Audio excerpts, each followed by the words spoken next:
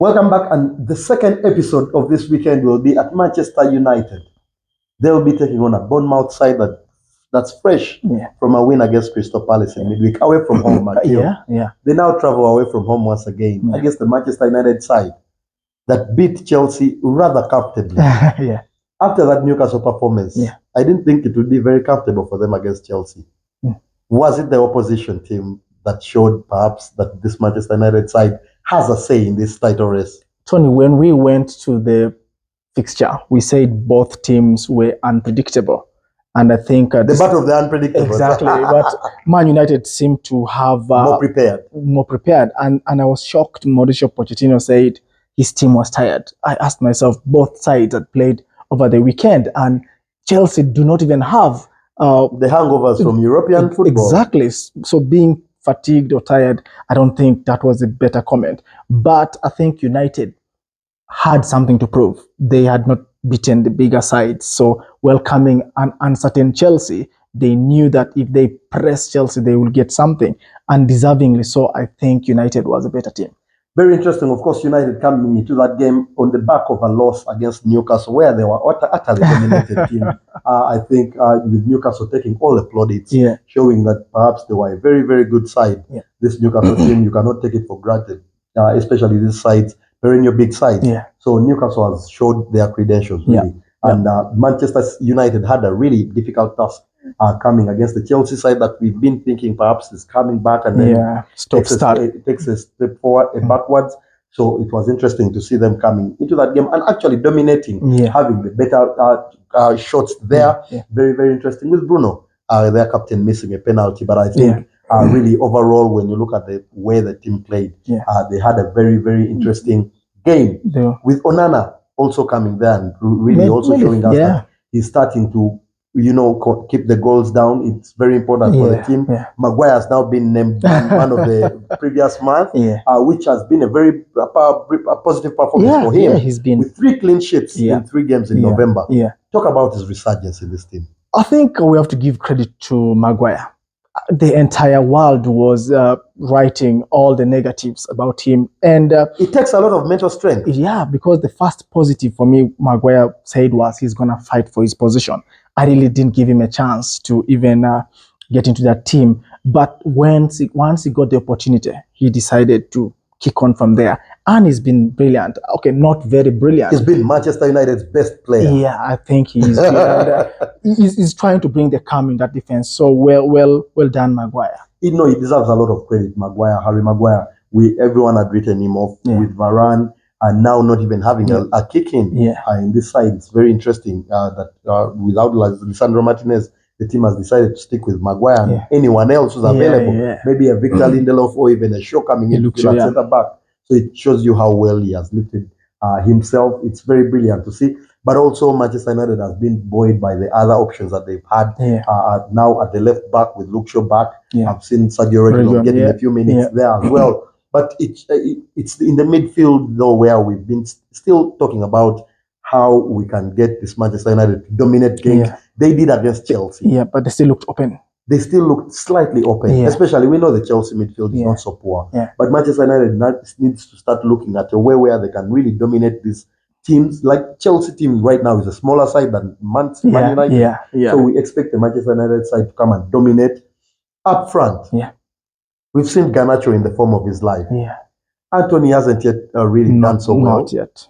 Højlund will do what Højlund does. He hasn't yet kicked on the inside. He just tries to run the channels. Enough. Rashford doesn't get Garnacho out of his side like we talked about earlier. I agree with you, Tony. Rashford has had all the time, both on the left wing and the right wing, and his body language has been poor. He looks uninterested to play the games, and Garnacho has sniffed in the chance and he's taken it. I think he's been brilliant ever since that Everton goal. Newcastle, of course, they struggled as a team, but against Chelsea, he was a bit terrific. 2 glorious chances, should have taken them. He did not. But what he brings to the team, I think, is more than what Rashford would bring. So for me, he is the outright left winger for Man U right now. It will certainly be very interesting to see if the coach can even attempt to take Garnacho out of this side, especially after that bicycle kick against Everton. I think it's the goal of the season so far. Very, very brilliantly taken goal. But when you look at the other options available to the manager, Anthony, what is there any look in for guys like Facundo Pellistri? What is there any way that, because it's a hectic schedule, where does the coach look beyond these players that are starting in the starting 11? I think every player is going to get a chance, especially in December. You know, teams play 8 games in a space of 4 weeks. So Pellistri has been really one who tries, but his final product is still lacking. Anthony, maybe because of the price tag, he's playing there. But I would not be shocked to see Pellistri maybe towards the Christmas period taking a game or 2 there. Højlund has gone 11 games without a goal in the Premier League.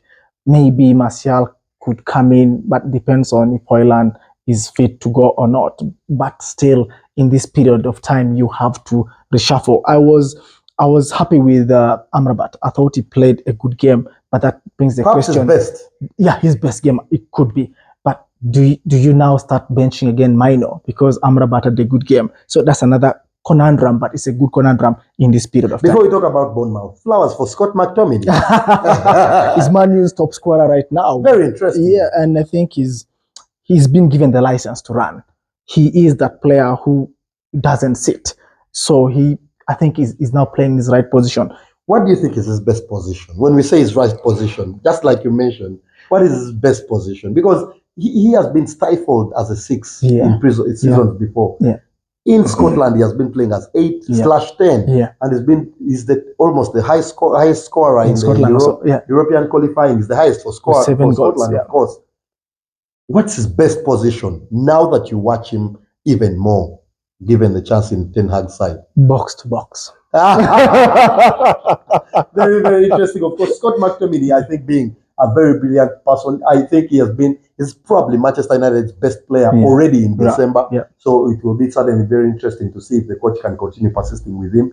The player that has sometimes, flattered to deceive, but now he's showing really what he's made of. And it's been very brilliant to see. He came up with a brace in midweek. A very brilliant brace, by the way. So Scott McTominay is a player that Manchester United can rely on for now. For Bournemouth, any hope that Iraola can pick coming into this one? Yeah, Tony, you look at Man United defense, and they always give you a chance or two. We saw against Chelsea almost 3 glorious chances that Chelsea should have taken. So you look at the likes of Solanke. They could be saying maybe there's a chance here. So Solanke is a threat for me. Senesi has been brilliant also in that team. Kluivert, when he comes in, always runs the channels. So there could be a goal or 2 in that Bournemouth strike line. Prediction? I've gone for 3-1 Man United again. I've gone for 2-0 Manchester United in this particular one. I don't think Bournemouth can do much, especially in a noisy Old Trafford. Of course, we've seen Man United struggling a bit at home, but this is not the kind of fixture that I think that they'll be struggling. We'll be coming back at 8:30. There's another one. You cannot go anywhere for this, please. Stay tuned. Stay tuned.